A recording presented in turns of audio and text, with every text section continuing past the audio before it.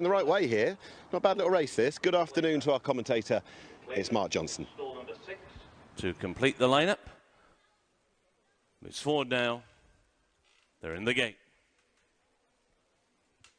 And they're off. Very slow away was Uzinxo, who surrendered about 3 lengths to the main body of the field, but they're going no pace early, and it's Proclaimer who just dawdles down the back stretch out in front to Baldomero, who races in second. May Knight is in third, and then History Writer on the inside rail in fourth. Dynakite is in fifth. On the inside is Espresso Fredo, and then towards the rear of the field are Tricolore, who's racing just in advance of Uzinxo with out a little bit wide. Seventh Kingdom also in the rear division.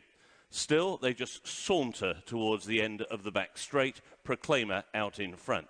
To Baldomero, racing in second. May Knight is in third. Towards the inside rail, History Writer in fourth, and then Dynakite in fifth, and in sixth is Espresso Fredo, and then Seventh Kingdom on the outside of Uzinxo, who's now relegated Tricolore to be the back marker. 3.5 furlongs to go. Still, they've yet to quicken up. Proclaimer could not have had this any easier on the front end. They make the turn in with 3 furlongs to go. Proclaimer still leads the way.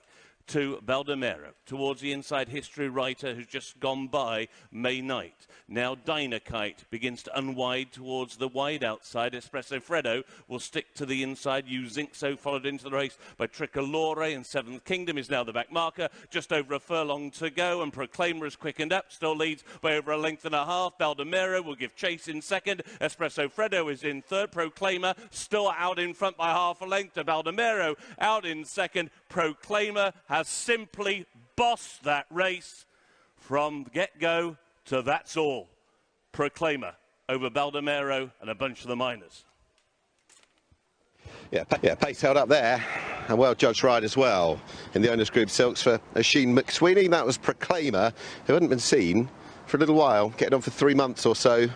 And if you'd excuse that last run, well, he was a horse that was seriously progressive the time before. Officially a photo called, but you can see that Proclaimer is held on from Baldomero, who, as Martin Dixon had said to me earlier, the horse would sit handy, show the fitness, maybe took a little bit longer just to hit top strides. Maybe the pace of the race didn't enable him to do so. But it was a well-judged ride on the front end from Proclaimer, who landed that 4-timer between September and November. 3 wins in that time over track and trips, seriously suited, and of course was rather different circumstances to tonight's race. Swamped at Newcastle last time, was drawn in 6, was there to hit the speed, did so, and it wasn't much of a speed, but well judged. Baldomero, on first run since joining Mick Appleby. Confirmation as well from Judge Emily Jones that it was, of course, Proclaimer, as we'd seen there. The second, coming over from Joseph O'Brien's, obviously jumped off the page a little bit, being a pick-up for the horse watchers, who unfortunately have had an across the cards silver medal double today, ultimately with Whittle the Woods over at Newcastle. This one, Baldomero, well, he was picked up for 32 grand, having initially cost 460. But I'm sure they'll be pleased with this, given that ostensibly he was bought with the turf season in mind, and of course this was the first run over in Britain. Had done well on an artificial surface over in Ireland, but in truth, it was one of those races that was going to be difficult, given the nature of it, given the pace of it, and the well-judged ride from on the front end for anything to make up significant ground. They didn't, and Proclaimer, whose winning run ended when we last saw him, well, back with a bang. Back with a bang indeed, Proclaimer. A lovely ride that from Oisin McSweeney, it has to be said. Absolutely bossed it from the front, as Mark Johnson said in commentary, and a really good effort to get right back on track following that brace of wins earlier in the season last year, at the end of last year in fact. 8th last time, but has bounced right back for Julie Camacho. And Dave, start with you here.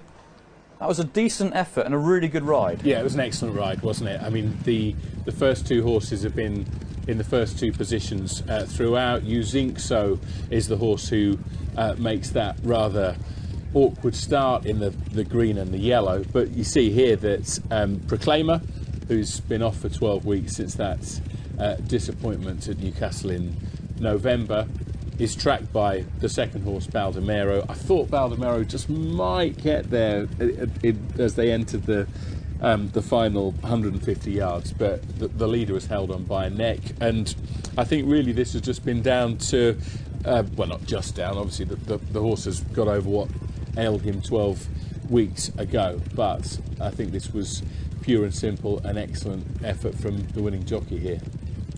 Yeah, from her last 9 runners, Julie Camacho's had every single horse at least come third, and that's her second winner from her last 9. So that's a pretty amazing stat, you'd have to say. Pretty good for that from Rachel from the front there on Oisin McSweeney, and Proclaimer bounces back to his best.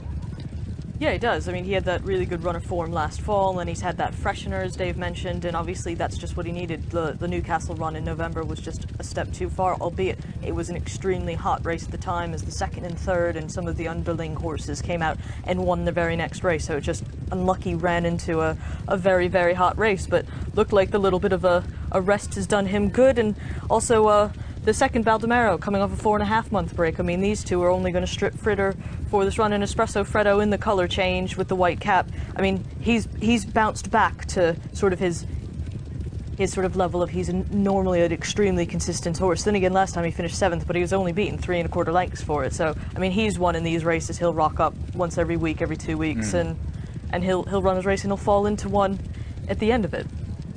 Well, Dynakite ran okay, considering that this was a 0-85 and that win came in a 0-65 last time. The way that the race unfolded hasn't suited him. He's stuck on as well as he can in the last furlong and a bit here, but really and truly this is a race that just suited the horses that were at the head of affairs, hasn't it, really? Yeah, it has. Do you think it's fair to say that we've got some of the best of British in terms of young apprentice talent in this contest? Christian Howarth I've been very impressed with, Wally Phillips likewise, Freddie Larson, Callum Hutchinson, Harry Davis, Oisin McSweeney with a great ride as well.